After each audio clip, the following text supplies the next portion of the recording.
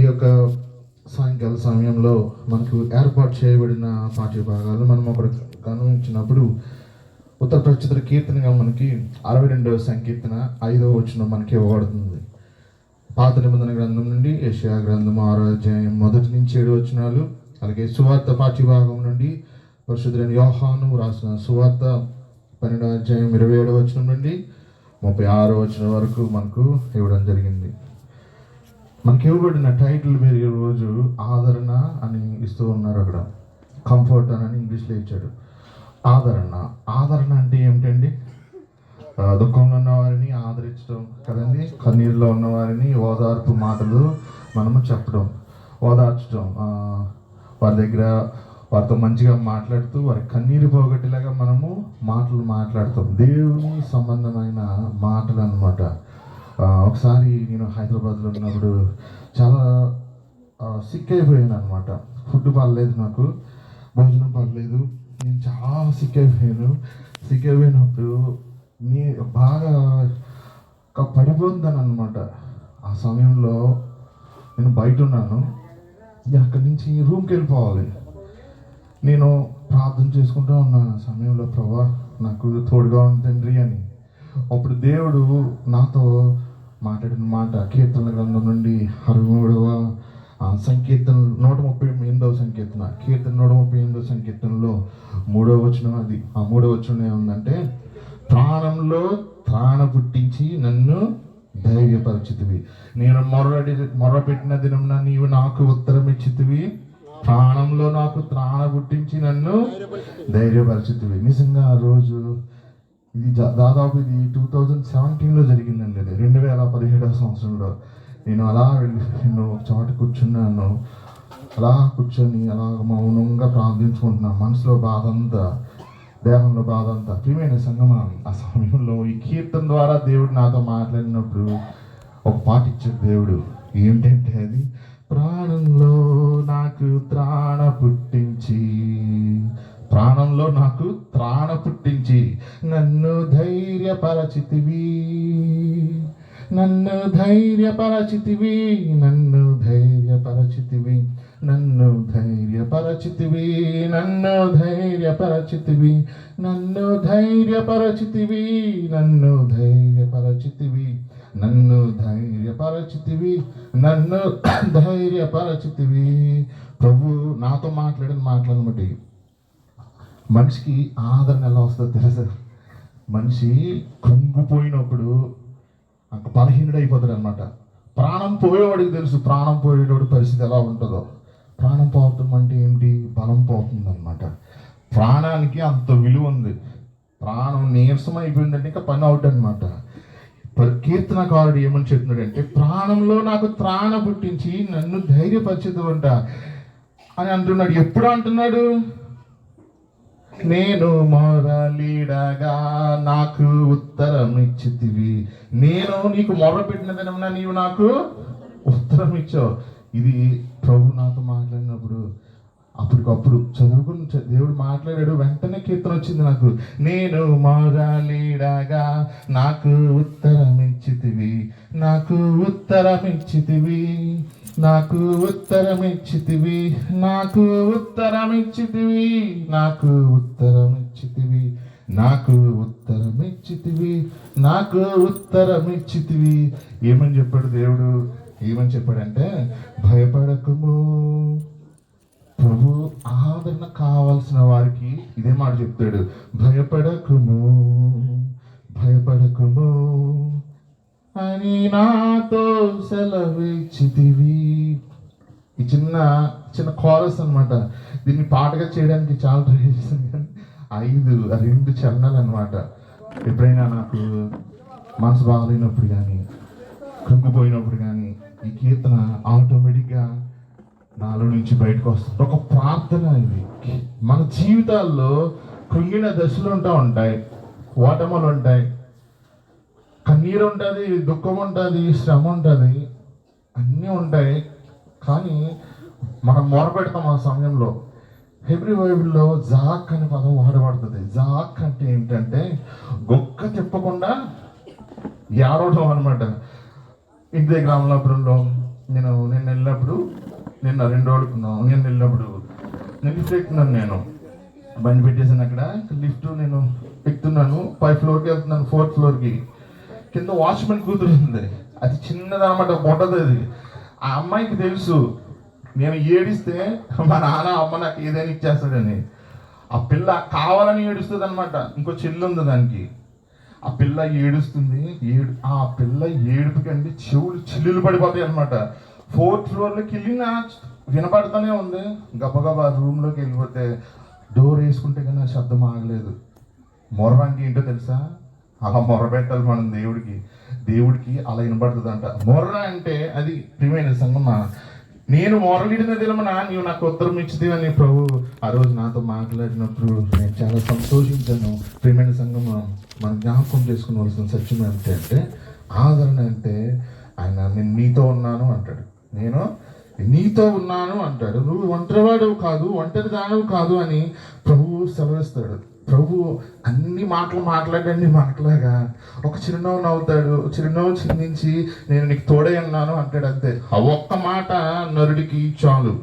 ఈరోజు మనకి ఇవ్వబడిన సంకీర్తనలో 62వ సంకీర్తన 5వ వచనాన్ని మనం గమనించిన సందర్భంలో కీర్తనకారుడు తన శ్రమలో, నేను ఏ రీతిగానే ఆ శ్రమలో ఉన్నప్పుడు నేను పాట పాడుకున్నాను, దేవుడు నాకు ఇచ్చిన వాక్కుని పాటగా మార్చుకున్నాను. కీర్తనకారుడు కూడా తన శ్రమని ఆ రీతిగా ఆ ప్రార్థనని పాటగా పాడుకుంటూ ఉన్నాడు. 5వ వచనం, నా ప్రాణమా దేవుని నమ్ముకుని మౌనంగా నుండుము, ఆయన వలన నాకు నిరీక్షణ కలుగుతున్నది. ఆయన వలననే, ఆయన మాత్రమే, ఆయన వలననే నాకు నిరీక్షణ కలుగుతున్నదంట. నిరీక్షణ అనే పదానికి ఇంగ్లీష్లో మనం హోప్ అనే పదం మనకు వాడుతూ ఉంటాం. నిరీక్షణ అంటే ఏంటి? క్రీస్తు మన కొరకు చనిపోయాడు, మనల్ని ఆయన తిరిగి బ్రతికిస్తూ ఉన్నాడు. ఏ విధంగా? తన ప్రాణాన్ని శిలువలో పెట్టాడు.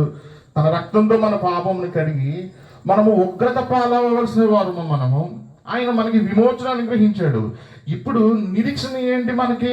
ఒక రోజు నేను పరలోకానికి వెళ్తాను, నా దేవుడు నన్ను తీసుకుని వెళ్తాడు, అది నిరీక్షణ. కీర్తనకారుడికి ఏమంటున్నాడు? ఆయన వలనే నాకు నిరీక్షణ కలుగుతుంది అని ప్రాణంతో చెప్తున్నాడు. మన దేహంలో మన ప్రాణం చాలా శక్తివంతమైందండి. ఆ ప్రాణానికి మనం చెప్పుకోవాలి. కీర్తన 103లో కూడా ఒక మాట అంటాడు, నా ప్రాణమా యెహోవాను. ఈ ప్రాణం అనేది మన భౌతిక సంబంధమైనదని చెప్పొచ్చు. మనం మానవ సంబంధమైనది, మన జీవమును కొనసాగించడానికి ఆధారమైంది. ఈ లోకంలో మనం బ్రతకడానికి ఉపయోగపడేది ఆ ప్రాణంతో. కీర్తనకారుడు చెప్తున్నాడు, నువ్వు దేవుని నమ్ముకొని ఎలా ఉండాలంట? మౌనంగా ఉండాలన్నాడు. మౌనంగా ఉండాలి. మనకి సముద్రం దగ్గర ఇశ్రాయేలు ప్రజలు ఉన్నప్పుడు వెనక ఫరో సైన్యం వస్తుంది, సముద్రం ఎదురుగా ఉంది. ఎక్కడికి వెళ్తారు వాళ్ళు? ప్రభు వాళ్ళతో ఒకటి మాట చెప్పాడు, ఊరక నిలిచిండి చూడమంటున్నాడు. మనం ఊరక నిలిచిండి చూడాలి. మన నిరీక్షణ దేవుని మీద ఉండాలి. ఇశ్రాయేలు దేశం యొక్క జాతీయ గీతం పేరు హతిక్వా అంటారు. హతిక్వా అంటే హోప్ అన్నమాట. ఇక్కడ కీర్తనకారుడు నిరీక్షణ అనే పదానికి హెబ్రీ బైబిల్లో వాడుతున్న మాట తిక్వా అంటే నిరీక్షణ. ఇశ్రాయేలు ప్రజల జాతీయ గీతం నిరీక్షణ ఏంటంటే, మేము మరలా మా దేశానికి వెళ్తాం. ప్రపంచం నలుమూలలా మేము చెదిరిపోయాము, మేము చనిపోయాము, ఎండిన ఎముకలుగా మా జీవితాలు ఆరిపోయాయి. 2000 సంవత్సరాల నుంచి మా దేశంలోకి మేము దూరంగా ఉన్నాము. అయినప్పటికీ కూడా మా దేవుడు మమ్మల్ని మా దేశానికి తీసుకుని వెళ్తాడు. అది ఒక నిరీక్షణ ఇశ్రాయేలు ప్రజలకి. ప్రియమైన సంగమా, ఆదరణ అనేది ఎలా ఉంటుందంటే, మనం ప్రభు యందు నిరీక్షణ ఉంచినప్పుడు మనకి ఆదరణ అనేది మనకి దొరుకుతూ ఉంటుంది. మనం చదవబడిన భాగంలో కీర్తన గ్రంథంలో అక్కడ ఒక సంఘటన జరుగుతూ ఉంది. కొన్ని మాటలు ప్రభు అక్కడ మాట్లాడుతూ ఉన్నాడు. యోహాను సువార్తలో 12వ అధ్యాయంలో 27వ వచనం చదువుతారండి. యోహాను సువార్త, ఇప్పుడు నా ప్రాణము కలవరపడుచున్నది, నేనేమందును తండ్రి ఈ గడియ తడస్తిప్పకుండా నన్ను తప్పించుమా అన్నాడు. ప్రభు మాట్లాడుతూ ఉన్నాడు. ఈ గ్రీస్ దేశస్తులు ప్రభుని కలుద్దామని వచ్చారు. ప్రభు వారితో మాట్లాడటం లేదు, కానీ ఆ మాటలు తన శిష్యులతో చెప్తూ ఉన్నాడు, కొనసాగిస్తూ ఉన్నాడు. ప్రభు ఒకటే చెప్తున్నాడు, ఇప్పుడు నా ప్రాణము కలవరపడుచున్నది. యూదుల కొరకు మాత్రమే కదా ఆయన, అన్యుల కొరకు కూడా ఆయన తన ప్రాణాన్ని పెట్టబోతూ ఉన్నాడు. కలవరపడుచున్నది అని అంటున్నాడు, నా ప్రాణము. ఇంకా కొద్ది రోజుల్లో ఆయన శిలువ మీద బలి అవ్వబోతూ ఉన్నాడు.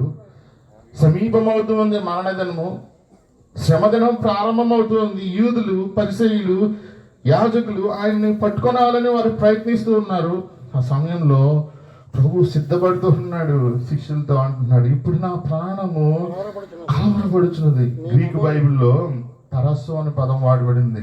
తరస్సు అంటే అర్థం ఏంటంటే ఒక తుఫాను ఏ విధంగా కదులుతూ ఉంటుంది. మీరు ఎప్పుడైనా చూసారా? మీకు సముద్రం దగ్గరే కదా, అమలాపురంలో మాకు తుఫాను వచ్చింది అనుకోండి, కొబ్బరి చెట్లు నేల మట్టి వంగిపోతాయి. కొబ్బరి చెట్లు ఎంత హైట్ ఉన్నా కొన్ని సందర్భాల్లో ఆ గాలి వేగానికి చెట్లు వంగిపోతాయి, విరిగిపోతాయేమో, ఇళ్ల మీద పడిపోతాయేమో, స్లాబులు కూలిపోతాయేమో అనే భయం కొన్ని సందర్భాల్లో కలుగుతూ ఉంటుంది ప్రజలకి. ప్రియమైన సంగమా, నా చిన్నప్పుడు ఒకసారి 96 తుఫాను వచ్చింది. మేము అమలాపురంలో సెయింట్ జాన్స్ లూథరన్ చర్చ్లో నాన్నగారు పాస్టర్ గారుగా పనిచేస్తున్నారు. ఇంట్లో ఉన్నాం, మేమందరం ఉన్నాము. ఆ రోజు క్రికెట్ మ్యాచ్ ఏదో వస్తుంది, హీరో కప్ ఫైనల్ మ్యాచ్ అనమాట, ఇండియా నెగ్గింది అది. ప్రియమైన సంఘం, ఆ సమయంలో ఒక పెద్ద టాప్ అంతా లేచిపోయింది, పెంకుటిల్లు పాస్టర్ గారిది, చాలా పెద్ద ఇల్లు కానీ పెంకుటిల్లు. ఆ గాలి వేగానికి చర్చ్ ఎగిరిపోయింది, పై కప్పు ఎగిరిపోయింది, ఇల్లు కూడా ఎగిరిపోతుంది, పైది రేకులు ఎగిరిపోతున్నాయి, అన్నీ ఎగిరిపోతున్నాయి. ఒక్క రూమ్ మాత్రం మిగిలింది. ఆ రూమ్లో తీసుకెళ్ళారు మా నాన్నగారు. వెళ్ళినప్పుడు కొబ్బరి చెట్టు పడిపోయింది దాని మీద. మేమున్న చోటే సరిగ్గా అలా పడింది. మా నాన్నగారు అప్పుడు ప్రార్థన చేస్తున్నారు, అమ్మని నన్ను చెల్లెడిని పట్టుకొని. కరెక్ట్గా పడింది కొబ్బరి చెట్టు, కానీ ఇల్లు కదలకుండా అలాగే ఉంది, ఆ చెట్టు అలాగే ఉంది. ఆ ఇల్లు తీసేసేంత వరకు, అంటే మరణాలు లూథరన్ చేసి కట్టేంత వరకు ఆ చెట్టు అలాగే ఉంది. కొత్త దేవాలయం అని కట్టేంత వరకు సంవత్సరాల పాటు అది. ప్రియమైన సంగమా, గాలికి ఎంత వేగం ఉంటుంది. ఆ దినాన్ని మేము చూసాము, సినిమా థియేటర్లో రేకులన్నీ ఎగురుకుంటూ వెళ్ళిపోయినాయి, తుఫాను బలం అది. తరస్సు అంటే అర్థం ఏంటంటే నీ హృదయంలో ఆ రీతిగా భయంకరమైన పినిగాలి కదులుతూ ఉంటుంది. ప్రభువుకి ఆ భయంకరమైన పినిగాలి ఎందుకని కదులుతూ ఉంది? ఇప్పుడు నా ప్రాణము కలవరపడుతున్నది. కలవరపాటు శిలువ మరణం గురించా? శిలువ మరణం గురించి కాదు ఆయన కలవరపడేది. ప్రియమైన సంగమా, ఈ కలవరం దేని కొరకు చెప్పండి. ఈ కలవరం, ఇప్పుడు నా ప్రాణము కలవరపడుచున్నది. తండ్రి, ఈ గడియ తటస్థింపకుండా నన్ను తప్పించుము అని అంటే ఏమంటున్నాడంటే, అయినను ఇందుకొరకే నేను ఈ గడియకు వచ్చింది, ఇందుకొరకే వచ్చాను అని అంటున్నాడు. ప్రియమైన సంగమా, పాపం ఏంటో తెలుసా? శాపం అది. ఆదాము పాపం చేశాడు, తినొద్దు అన్న పండు తిన్నాడు, చెట్టు చాటును దాక్కున్నాడు. కానీ ఆదాము పండు తినేసి నేను దాక్కున్నాను అనుకున్నాడు. కానీ రేపటి దినాన తనను సృష్టించిన సృష్టికర్తే అదే చెట్టు మీద ఆయన మ్రానుగా వేలాడవలసి వస్తుంది అన్న సత్యాన్ని ఆదాము గుర్తెరగలేకపోయాడు. దేవుడు తన ప్రాణాన్ని పెట్టడానికి గల కారణం ఏంటంటే ఆదాము సంతానాన్ని రక్షించడానికి. మరణానికి చాలా బలం ఉందండి. ప్రాణం ఎప్పుడైతే పోతుందో మనిషి చచ్చిపోతాడు కదండి. ప్రాణం ఎప్పుడైతే పోతుందో మనిషి చచ్చిపోతాడు. ఆ ప్రాణమా, దేవుని నమ్ముకొని మౌనంగా ఉండని ఎందుకు చెప్తున్నాడు? మౌనంగా ఉండు, ఏదో ఒక రోజు మనం చనిపోవాల్సిందే. కానీ ఆ సమయం, ఆ గడియ రాకముందు వరకు మనం ధైర్యంగా ఉండాలి. ప్రాణ అంటే ఏంటో తెలుసా?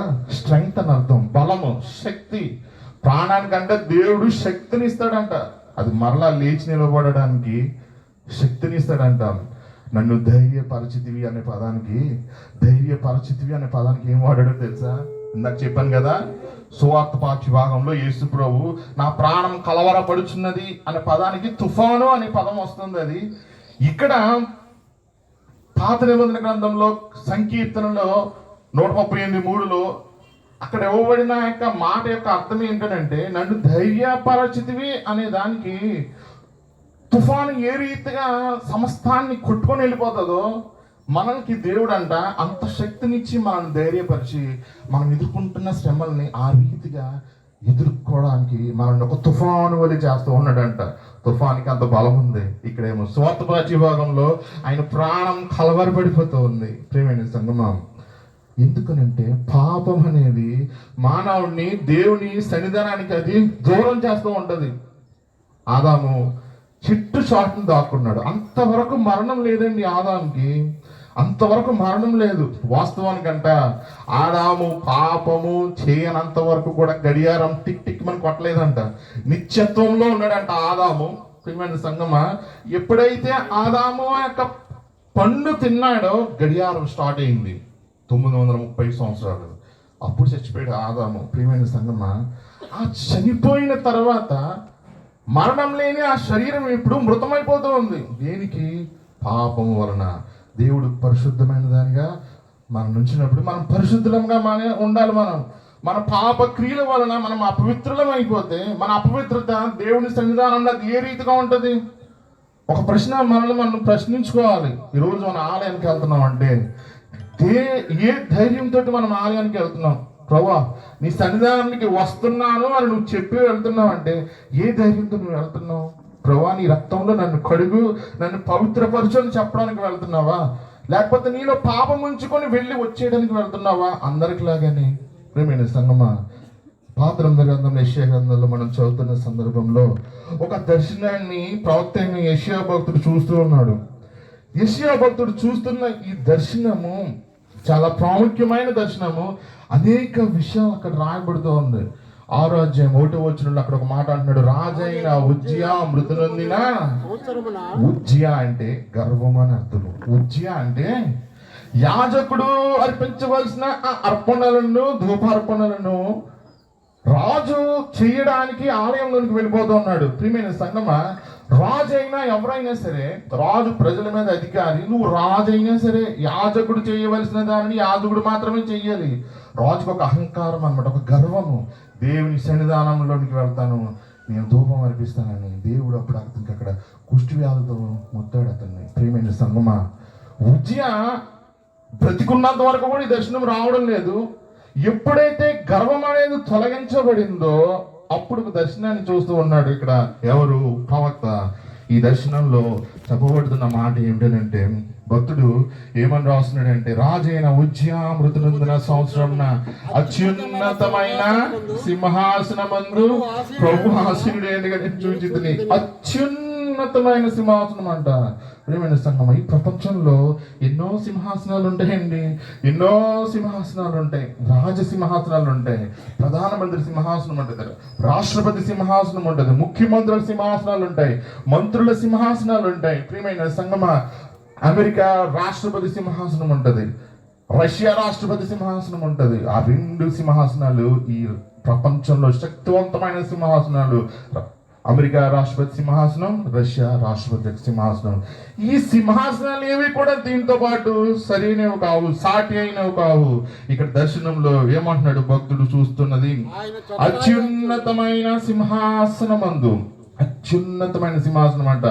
ఎవరు ఆసీనుడైనారంట దాని మీద? ప్రభువు ఆసీనుడైందిగా నేను చూచితిని. యెహోవా దేవుడు ఆసీనుడై ఉన్నాడంట. దేవుడు ఆసీనుడై ఉన్నాడు ఆ ప్రాంతంలో. నీకు నాకు ఊపిరి ఊదిన సృష్టికర్త ఆ సింహాసనం మీద ఆసీనుడై ఉన్నాడంట. నేను ఆయన్ని చూస్తూ ఉన్నాను అంటున్నాడు. నేను ఆయన చూచితిని, చూచాడంట ఆయన్ని. ఇప్పుడు ఆయన ఎక్స్పీరియన్స్ రాస్తూ ఉన్నాడు. దర్శనంలో ఏముందో, ఆయన చొక్కాయి అంచులు దేవాలయమును, ఆయన చొక్కాయి అంచులు అంటే దేవాలయం నిండుకొని అని చెప్తూ ఉన్నాడు. చొక్కాయి అంచులు అంటే దేవుని మహిమ. అది ఆయన యొక్క మహిమతో ఆ దేవాలయం అంతా కూడా నిండిపోయిందని ఇక్కడ భక్తుడు రాస్తూ ఉన్నాడు. మహిమ స్వరూపి అయిన దేవుని ఆలయానికి, అంత ఘనత గల దేవుని ఆలయానికి నువ్వైనా నేనైనా ఆలయానికి మనం ఎలా వెళ్ళగలుగుతాం?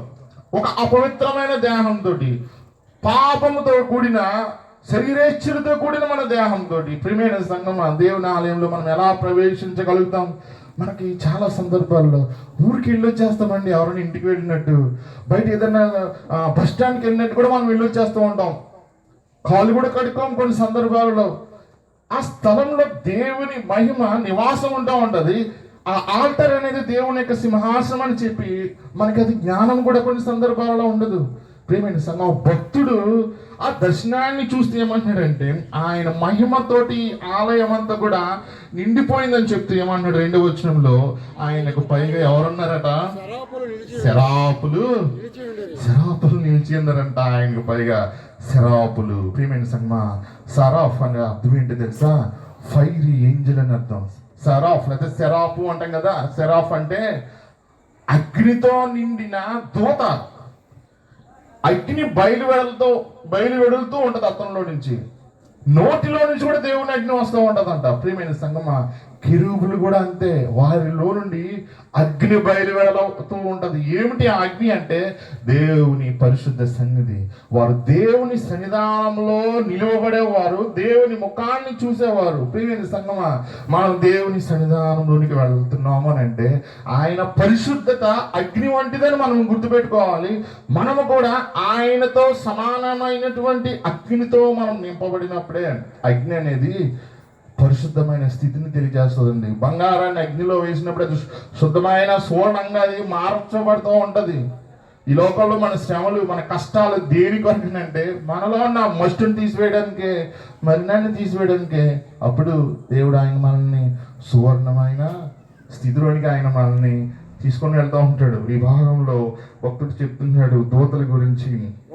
ఒక్కొక్కరికి ఆ దూతలు శరాపుల కంట ఒక్కొక్కరికి 6 రెక్కలు ఉన్నాయంట. చదవండి. ప్రతివాడు 2 రెక్కలతో తన ముఖమును, రెంటితో తన కాళ్ళను కప్పుకొనుచు రెంటితో ఎగురుచుండెను. 2 రెక్కలతో ఎగురుతూ ఉన్నారంట.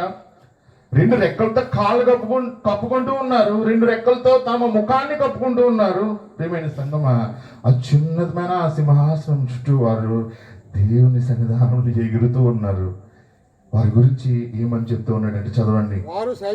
వారు సైన్యములకు అధిపతి యెహోవా పరిశుద్ధుడు పరిశుద్ధుడు పరిశుద్ధుడు పరిశుద్ధుడు, సర్వలోకము ఆయన మహిమతో నిండి ఉన్నదని గొప్ప స్వరంతో గాన ప్రతిగానములు చేయుచుండిరి. చాలండి. వాళ్ళు ఏం చేస్తున్నారటండి? పరిశుద్ధుడు. ఎవరు పరిశుద్ధుడు? సైన్యములకు అధిపతి యెహోవా పరిశుద్ధుడు పరిశుద్ధుడు పరిశుద్ధుడు, సర్వలోకం ఆయన మహిమతో నిండి ఉన్నదంట. దేవాలయం మాత్రమే కాదండి, సర్వలోకం కూడా ఆయన మహిమతో నిండి ఉందంట. ప్రతిగానాలు చేస్తూ ఉన్నారంట. ఒకరితో ఒకరు చెప్పుకుంటూ ఉన్నారు, దేవుడు పరిశుద్ధుడు పరిశుద్ధుడు పరిశుద్ధుడు అని. ప్రియమైన సంగమా, ఈ దూతలు దేవుని సముఖంలో నిత్యము కూడా ఉండే దూతలు. వారి కంఠస్వరము వలన గడప కమ్ముల పునాదులు కదిలిపోతూ ఉన్నాయంట.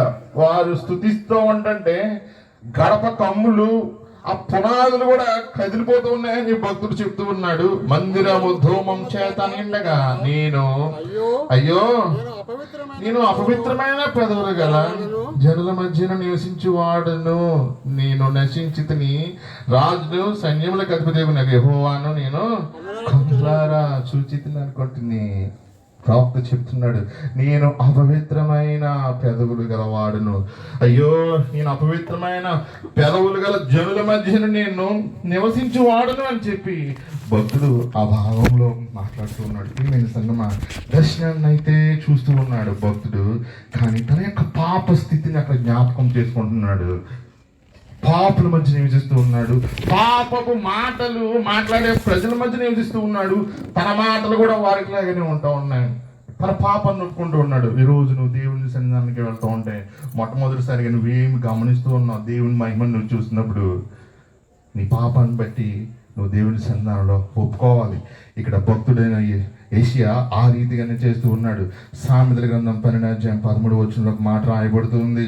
పెదవుల వలని దోషము అపాయకరమైన ఉరి. పెదవుల వలని దోషం అంట అపాయకరమైన ఉరి అని అంటున్నాడు.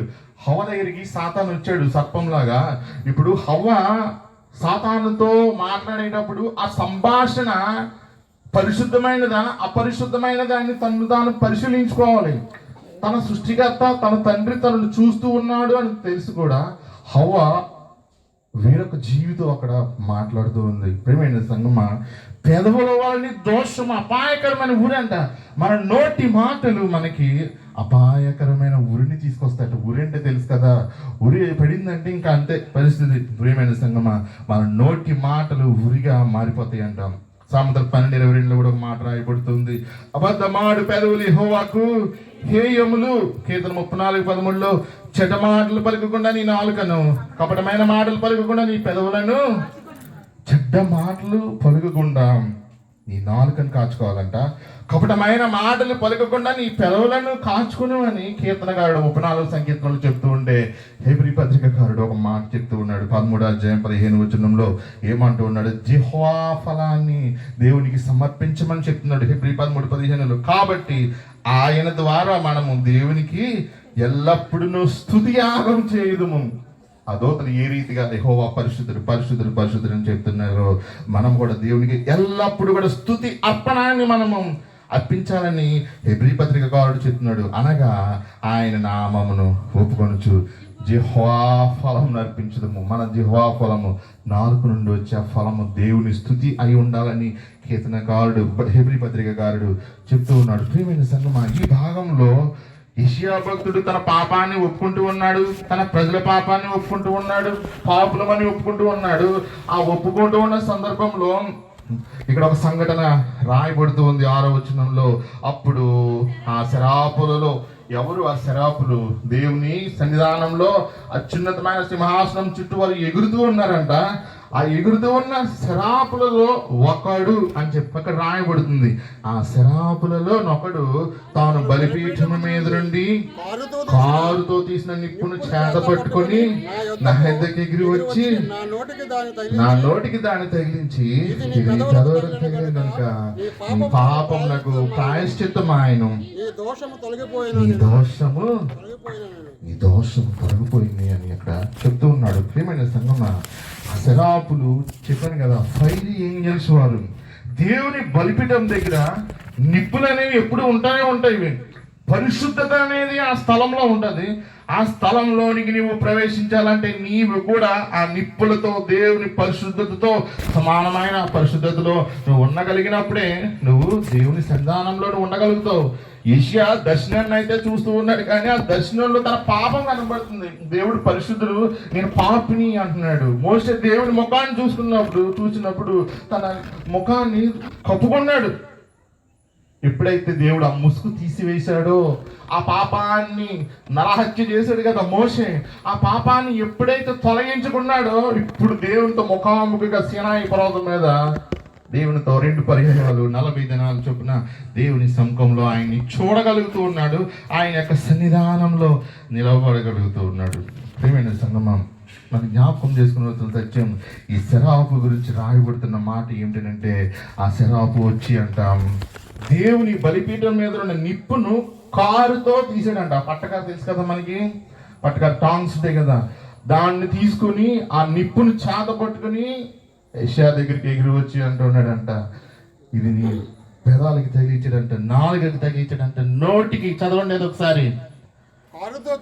కారుతో తీసిన నిప్పును చేత పట్టుకుని నా యొద్దకు ఎగిరి వచ్చి నా నోటికి దాన్ని తగిలించి ఏమంటున్నాడు? ఇది నీ పెదవులకు తగిలిన కనుక నీ పాపములకు ఏమైందంట?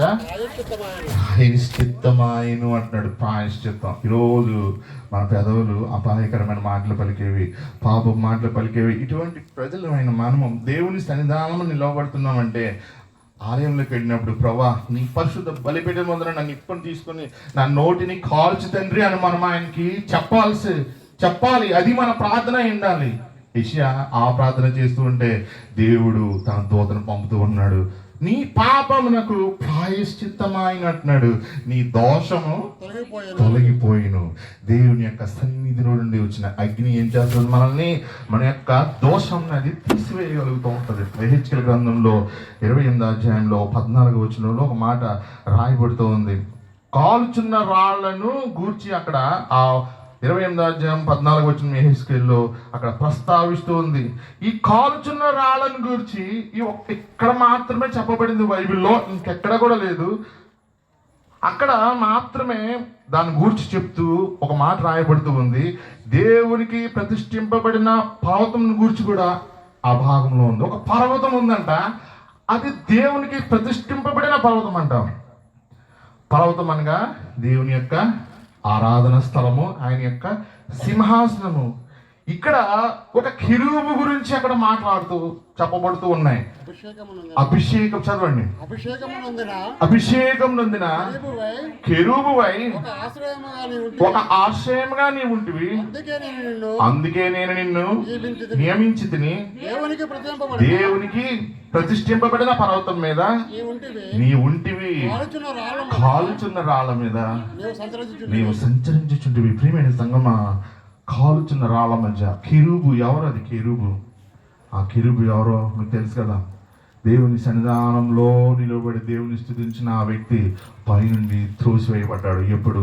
పాపం అతనిలో ప్రత్యక్షమైనప్పుడు. ప్రియమైన సంగమా, పాపం అనేది మన హృదయాల్లో ఉన్నప్పుడు మనం దేవుని సన్నిధానంలో నుంచి పడిపోతాం.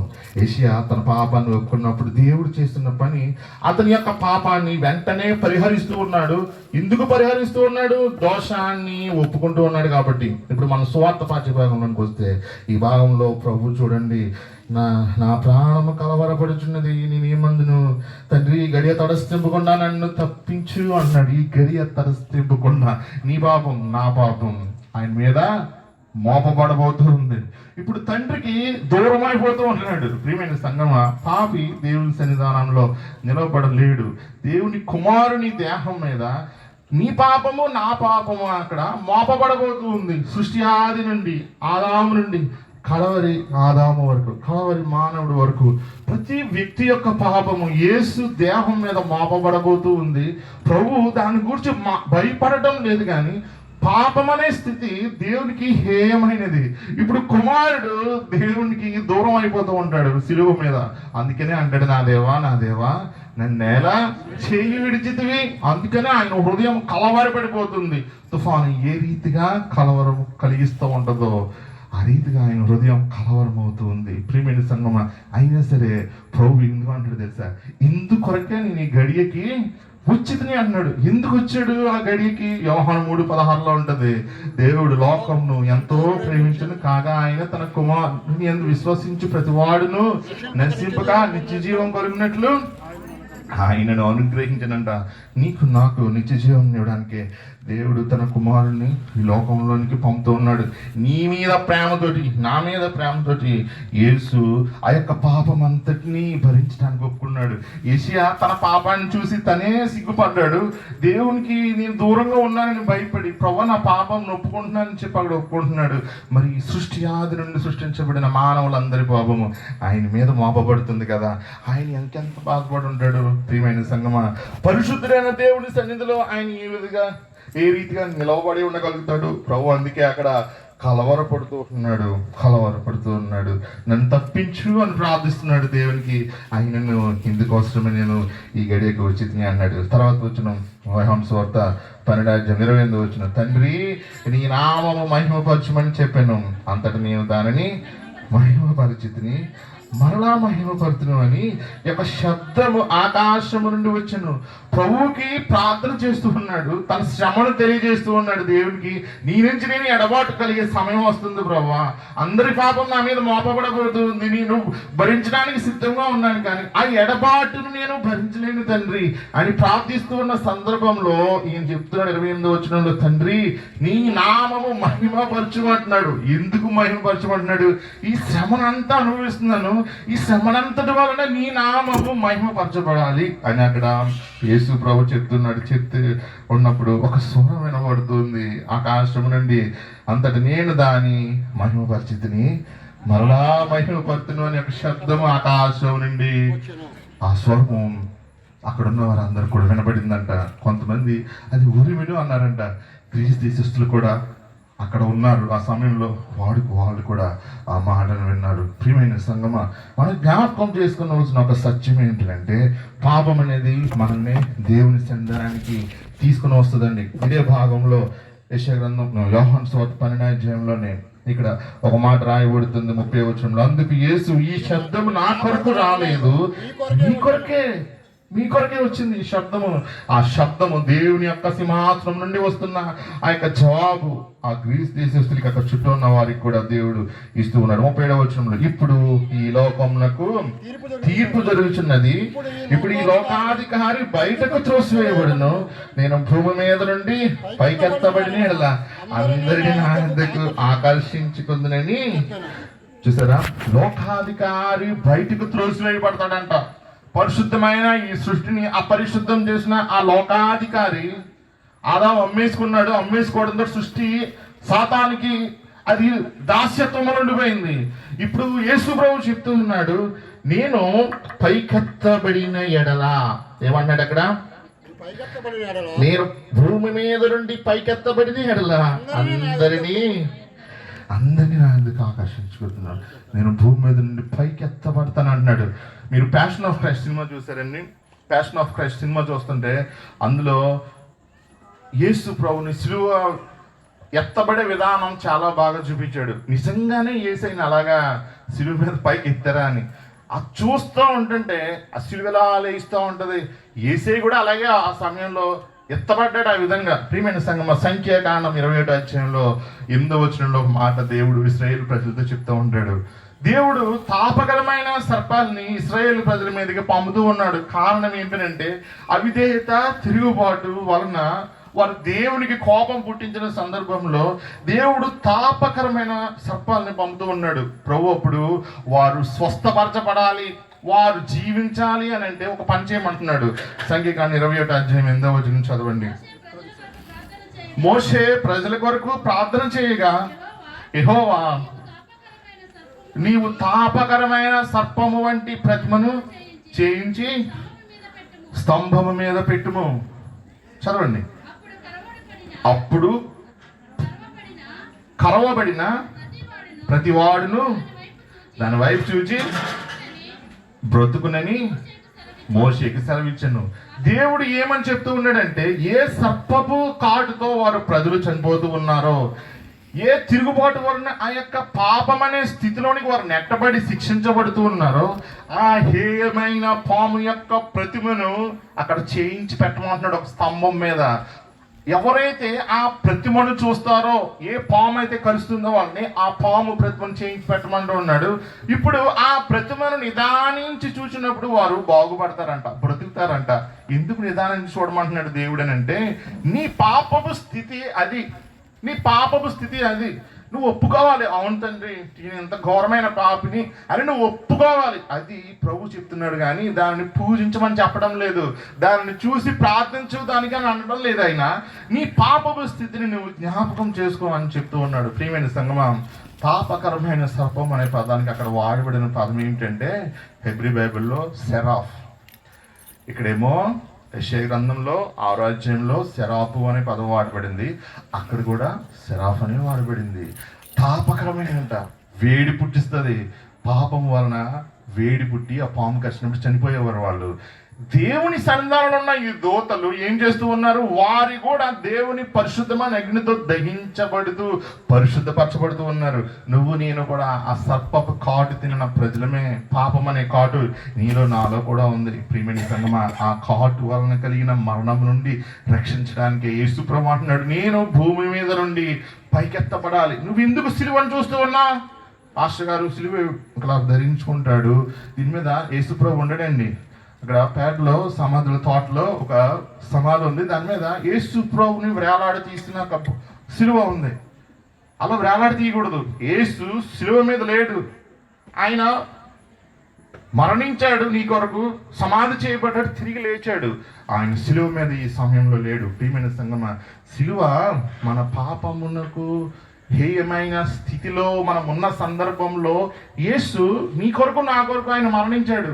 ఆ పాపకరమైన సర్పాన్ని ప్రతిమను చూడమనడానికి గల కారణం ఏంటంటే నీ పాపాన్ని అది జ్ఞాపకం చేస్తుంది. ప్రభువా నన్ను క్షమించని అడుగుతావు. ఈ సిలువను పాస్టర్ గారు ధరించడానికి గల కారణం ఏంటంటే, ఇది నువ్వు చూసినప్పుడు ఇది నీకు, దీని ద్వారా దేవుడు తన కుమారుడి ప్రాణాన్ని దీని మీద పెట్టాడు, దీనిని పూజించమని ఆయన చెప్పడం లేదు. ఈ సిలువ నీకు విమోచన కలిగించింది అనే సత్యాన్ని పాస్టర్ గారు సిలువ వేసుకున్నప్పుడు నీకు తెలియజేస్తూ ఉంటాడు ప్రియమైన సంఘం. అంతేగాని ఇది ఘనత కొరకు, సౌఖ్యం కొరకు, ఆడంబరం కొరకు వేసుకునే సిలువ కాదండి. ఇది పాస్టర్ గారు డ్రెస్ వేసుకున్నాడంటే, సిలువ వేసుకున్నాడంటే నీకు ఒక సువార్త చెప్తూ ఉన్నాడు మాట్లాడకుండానే.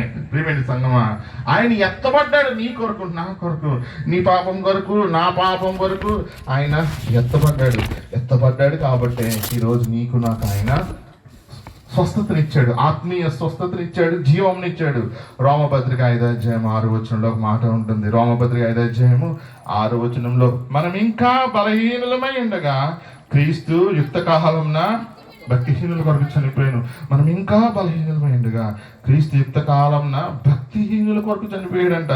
అలాగే రోమ 5:8 అంటున్నాడు, మనం ఇంకా పాపులమై ఉండగా క్రీస్తు మన కొరకు, మనం పాపులమే, బలహీనులమే, మనలో శక్తి లేదు కాబట్టి మనం మరణమైపోతూ ఉన్నాము. ఆ మరణమయ్యే స్థితిలో నుండి మనం విడిపించడానికి మనం ఇంకా పాపులంగా ఉండగానే క్రీస్తు మన కొరకు చనిపోయాడని ఇక్కడ పౌలు రోమా సంఘానికి చెప్తూ ఉన్నాడు. ప్రియమైన సంఘమా, క్రీస్తు తన రక్తాన్ని కారుస్తూ ఉన్నాడు. ఆయన కార్చిన రక్తం ద్వారా నీకు నాకు ఆయన విమోచనం ఆయన కలుగు చేస్తూ ఉన్నాడు. రోమపత్రిక 5:9 చదువుతున్నప్పుడు ఒక మాట రాయబడుతుంది, కాబట్టి ఆయన రక్తము వలన మనము నీతిమంతులుగా తీర్చబడి మరింత నిశ్చయంగా ఆయన ద్వారా ఉగ్రత నుండి పాత నిబంధన గ్రంథంలో సంఖ్యాకాండం 21:8 ఆ ఎత్తబడిన ఆ ప్రతిమ యొక్క సర్పమును ఎందుకు చూడమంటూ ఉన్నాడనంటే, నీ పాపాన్ని జ్ఞాపకం చేసుకుని ఏమైన స్థితిని అయితే నూతన నిబంధనలో ప్రభు ఎత్తబడుతూ ఉన్నాడు. ఆయన దీని మీద కార్చిన రక్తము ఏం చేస్తుందంటే నిన్ను నీతిమంతుడిగా చేస్తుంది, నిన్ను నీతిమంతురాలుగా చేస్తుంది. నీతిమంతుడిగా తీర్చబడడం అంటే ఏమిటి? ఇప్పుడు వరకు యెషయా పాపిగా ఉన్నాడు, పరిశుద్ధమైన బలిపీఠం నిప్పు తీసుకొచ్చి ఎప్పుడైతే నోటికి తగిలించాడు ఆ శరాఫు, యెషయా యొక్క పాపము ప్రాయశ్చిత్తమైందంట, దోషం తొలగిపోయిందంట. ఇప్పుడు యేసు యొక్క రక్తము ఏం చేస్తుంది? మనల్ని నీతిమంతులుగా చేస్తుంది. నీతి అంటే పాపం లేనిది, దేవుడు నీతిమంతుడండి. మనలో ఉన్న నీతి దేవుని సాన్నిధ్యానికి మనల్ని తీసుకుని వెళ్ళేదిగా ఉంది. మన పాపములు క్షమించబడిన స్థితి నీతి. నువ్వు ఎంత ఘోరమైన పాపమైన చేసి ఉండొచ్చండి, చుట్టూ ఉన్న వారిని వైపు వేలెత్తి చూపొచ్చు, కానీ ప్రియమైన సంగమా, నువ్వు నీతిమంతుడిగా ఎప్పుడు తీర్చబడవస్తావు అంటే నువ్వు ఆయన సన్నిధానంలో నీ పాపములను ఒప్పుకొని ఆయన రక్తంతో నీవు కడగబడినప్పుడు నీవు నీతిమంతుడుగా నీవు తీర్చబడతావు. నీవు నీతిమంతుడిగా నీవు తీర్చబడకపోతే ఉగ్రత దినం అనేది ఒకటి ఉంది. ఆ ఉగ్రత దినంలో పడిపోతే నాశనంలోనికి వెళ్ళిపోతావు. అక్కడ నిత్యము మండే అగ్ని ఉంటది. ఆ అగ్ని వేరు, పరలోకంలో ఉన్న అగ్ని వేరు. పరలోకంలో అగ్ని నిన్ను పరిశుద్ధిగా చేస్తే, నరకంలో ఉన్న అగ్ని నిన్ను నిరంతరం కూడా దహించి వేస్తూ ఉంటది. ఎవరు కూడా నిన్ను విడిపించలేరు ప్రియమైన సంగమా. అందుకనే ప్రభు అంట ఆయన రక్తము వలన మనల్ని నీతిమంతులుగా చేసి మనల్ని ఉగ్రత నుండి తప్పిస్తున్నాడంట. ఆ ఉగ్రత ఉంది, నరకం అనే ఉగ్రత నుండి మనల్ని రక్షిస్తున్నాడంట. కొలసి 2:14 మాట పౌలు కొలసి సంఘానికి రాస్తున్నాడు. కొలసి 2:14, దేవుడు వ్రాత రూపకమైన ఆజ్ఞల వలన మన మీద రుణముగాను మనకు విరోధముగాను ఉండిన పత్రమును మేకులతో సిలువకు కొట్టి దాని మీద చేవ్రాతను తుడిచివేసి మనకు అడ్డం లేకుండా దానిని ఎత్తివేసి మన అపరాధములన్నింటినీ క్షమించి ఆయనతో కూడా మిమ్మును మనల్ని జీవింపు చేశాడంట. ప్రియమైన సంఘం, ఎఫెసీ 2:1 అంటాడు, మన పాపముల చేత అపరాధముల చేత చచ్చిన వారమై ఉండగా మనం చచ్చిపోయామండి. మన పాపం చేసామంటే మనం చచ్చిపోయాం, నరకానికి వెళ్ళిపోయే ప్రమాదం ఉంది. కానీ క్రీస్తు మన కొరకు మరణమయ్యాడంట, మరణమయ్యి తిరిగి లేచాడంట. ఆయన మరణమై తిరిగి లేవడంతో నువ్వు నేను కూడా క్రీస్తుతో పాటు మరలా లేవగలుగుతున్నాం. ఎప్పుడు మనం ఆయన అంగీకరించినప్పుడు. కొలసి 2:14 పౌలు ఏమంటున్నాడంటే, మన యొక్క పాపం అనేది వ్రాత రూపకంగా రాసి ఉందంట. ఇక్కడ చెప్తున్నాడు, దేవుడు వ్రాత రూపకమైన ఆజ్ఞల వలన మన మీద రుణం అంటే అప్పు పత్రంగాను మనకు విరోధంగాను ఉండిన పత్రమును మేకులతో సిలువ కొట్టాడంట. ఆదాము అమ్మేసుకున్నాడు. ఇప్పుడు సాతాను యేసు ప్రభుని శోధిస్తూ ఉన్నాడు. కొండ ఎక్కడం 40 దినాలు ఉపవాసమైన తర్వాత, ఇప్పుడు నువ్వు నాకు మృగం అనుకో, ఈ ప్రపంచం అంతా నీకు ఇచ్చేస్తాను అంటున్నాడు. ఇదంతా నాకు ఇవ్వబడింది, అమ్మబడ్డాడు కాబట్టి ఆ రుణపత్రం అలా ఉంది. ప్రియమైన సంగమ, యేసు ప్రభు మన పాపం కూడా అదే రాయబడి ఉంటుంది. మనకి వ్యతిరేకంగా ఉంది. పాపం అనేది మనల్ని నరకానికి తీసుకుని పోయే ఒక యొక్క పత్రం అండి. సాతాను తీసుకుని వెళ్ళిపోతాడు. ఆ పత్రం మన మీద ఉందంటే, మనం నీతిమంతులుగా తీర్చబడకపోతే. ఇక్కడ ఏమని చెప్తున్నాడంటే, ప్రభు అయిన యేసు అంట, దేవుడంట ఆ మేకులతో సిలువకు కొట్టాడంట ఆ పత్రాన్ని. నువ్వు పాపి, నీ పేరు రాసుకో అక్కడ, నువ్వు పాపి, సిలువ కొట్టాడు. సిలువ మీద ఎవరో వేలాడుతున్నారు, నువ్వు వేలాడుతున్నావా? కాదు. నేను వేలాడుతున్నా? కాదు. నీ తరపున నా తరపున యేసు ప్రభు సిలువ మీద వేలాడుతున్నాడు. ప్రియమైన సంగమా, పైన ఎవరి పేరు ఉంది? నా పేరే ఉంది. నువ్వు చూసుకుంటే నీ పేరే ఉంది. ఆ సిలువ చూస్తే నా పేరే కనబడుతుంది. ఈ సిలువ చూస్తే నేను పాపిని ఒకప్పుడు అని చెప్పి నాకు కనిపిస్తూ ఉంటుంది. నువ్వు సిలువను చూస్తే నువ్వు ఒకప్పుడు పాపి అని నీకు కనబడుతూ ఉంటుంది. కానీ నీకు యేసు విమోచన ఇచ్చాడనే సత్యాన్ని గుర్తు చేస్తూ ఉంటుంది. ప్రభు అంటే ఇప్పుడు మేకులతో సిలువకు కొట్టి దాని మీద చేవ్రాతను తుడిచివేసాడంట. తుడిచివేసి మన అపరాధములన్నిటినీ క్షమించి ఆయనతో కూడా ఏం చేస్తున్నాడంట? జీవింపచేసిన. ఆయనతో కూడా మనల్ని జీవింపు చేస్తున్నాడు. ఒక మాట తీతు పత్రికలో పౌలు చెప్తున్నాడు, 2వ అధ్యాయం 14వ వచనంలో, 2వ అధ్యాయం తీతు 2:14లో, ఆయన సమస్తమైన దుర్నీతి నుండి మనల్ని విమోచించి సక్రియలంద ఆసక్తి గల ప్రజలను తన కోసము పవిత్రపరుచుకుని తన సొత్తుగా చేసుకున్నట్టుకు తను తానే మనలను మన కొరకు అర్పించుకున్నాడంట. మనల్ని పవిత్రులనిగా చేయడానికి ఆయన తన్ను తానే అర్పించుకున్నాడంట. ఇక్కడ ఒక మాట భక్తుడు రాస్తున్నాడు, విమోచించి, దుర్నీతి నుండి మనల్ని విమోచించి. ఆ విమోచించి అనే పదానికి అక్కడ వాడబడిన పదం ఏంటంటే లుట్రో అనే పదం వాడబడింది. లుట్రో అంటే ఏంటో తెలుసా? ర్యాన్సమ్ మనీ అని అర్థం. ఎవరైనా ఒక వ్యక్తిని కిడ్నాప్ చేస్తే డబ్బులు డిమాండ్ చేస్తారు. ఆ డిమాండ్ చేసినప్పుడు ఆ డబ్బు ఇస్తేనే ఆ వ్యక్తి విడుదల చేయబడతాడు. ప్రియమైన సంగమా, ఈ లుట్రో అంటే అది క్రీస్తు నిన్ను విడిపించడానికి, నీ యొక్క అప్పు పత్రమును కొట్టివేసి నిన్ను విమోచించి స్వతంత్రుడిగా చేయడానికి. ప్రియమైన సంగమా, ఒక విడుదల క్రయధనంగా, విమోచన క్రయధనంగా ఆయన తను తానే శిలువ మీద అర్పించుకొని మనల్ని ఏం చేస్తున్నాడు? తన రక్తం ద్వారా మనల్ని పరిశుద్ధపరుస్తూ ఉన్నాడంట. ప్రియమైన సంగమా, పరిశుద్ధ పరచుట ఏ విధంగా? తన రక్తము ద్వారా ఆయన మనల్ని పరిశుద్ధపరుస్తున్నాడని దేవుడు ఈ ఉదయకాల రాత్రికాల సమయంలో మనకి తెలియజేస్తున్నాడు. క్రీస్తు శిలువ శ్రమలు 40 దినాలు మనం ధ్యానమా కూడికలో మనం కూడుకుంటాం. కానీ ఎప్పుడైనా సరే ఈ ధ్యానాన్ని మనం చేయగలుగుతున్నాం. మన హృదయాల్లో పాస్టర్ గారు వాక్యం చెప్తారు, విని వెళ్ళిపోదామనైనా. ప్రియమైన సంగమా, ఈ 40 దినాల కూడికలు ఎందుకు ఏర్పాటు చేయబడ్డాయంటే, సిలువను చూచు కొలది శిల సమానమైన మనసు, సిలువను చూచు కొలది శిల సమానమైన మనసు, నలిగి కరిగి నీరగుచున్నది రాని సిలువే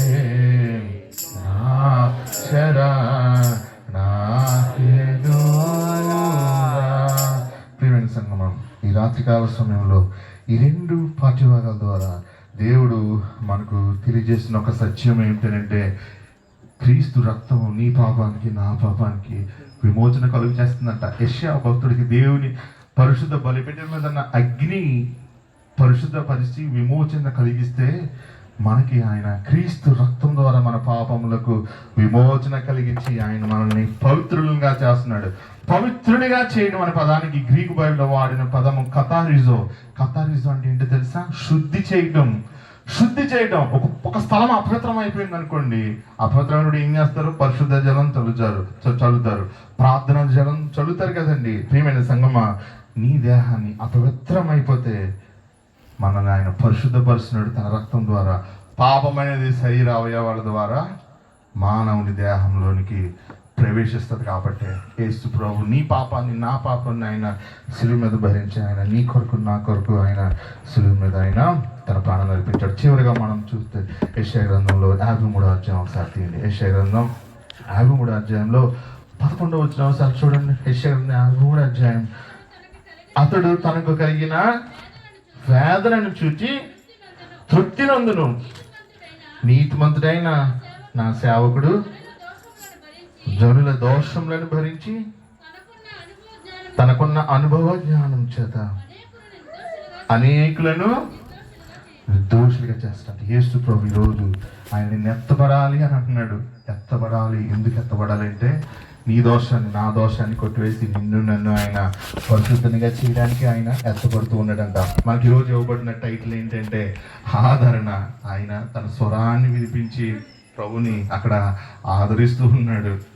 కుమారుడా నీతోనే ఉన్నాను అని అర్థం వచ్చేలా అక్కడ ప్రభు తన కుమారుడితో యేసు ప్రభుతో మాట్లాడుతూ ఉన్నాడు. ప్రియమైన సంగమా, ఆయన శిలువ మీద నా దేవా నన్ను నేల విడనాడిదివి అనే మాటకి అర్థం ఏంటంటే మన పాపం హేయమైనది ఆయన మీద భరించబడినప్పుడు తండ్రి తన ముఖాన్ని దాచుకున్నాడంట.